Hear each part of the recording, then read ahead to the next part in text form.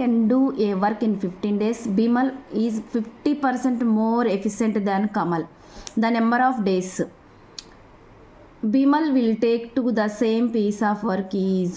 ఇక్కడ మనకి కమల్ ఏమో 15 days చేశారు, కానీ బిమల్ అనేది మనకి డేస్ ఇవ్వలేదు, కానీ కమల్ కంటే ఎక్కువ ఎఫిషియన్సీ పెట్టాడని ఇచ్చారు ప్రాబ్లం. ఇక్కడ కమల్ 100% ఎఫిషియన్సీ పెట్టారనుకోండి, ఎఫిషియన్సీ కమల్ 100% తీసుకుంటే బిమల్ ఏం చేశాడు, బిమల్ 50% మోర్ అంటే 100 + 50 150. ఇది టైం అనేది ఎఫిషియన్సీ అనేది ఇన్వర్సనల్ ప్రపోర్షనల్గా ఉంటుంది కాబట్టి టైం తీసుకుందాం 3:2. ఇక్కడ కమల్ వచ్చేసి ఇది ఎక్స్ అనుకుందాం, ఎక్స్ తీసుకుందాం. 3x = ఎన్ని డేస్ పెట్టాడు కమల్, 15 days తీసుకున్నాడు.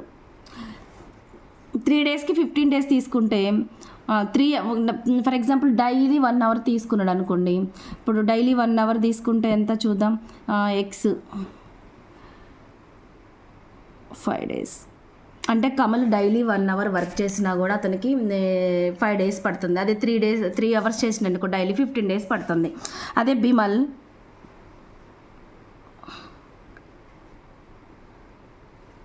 బిమల్కి ఎంత అంటే ఇప్పుడు 5 × 2 10 days పడుతుంది. డైలీ 2 hours చేసినా కూడా 10 days పడుతుంది. ఇది షార్ట్కట్లో కూడా చేసుకోవచ్చండి.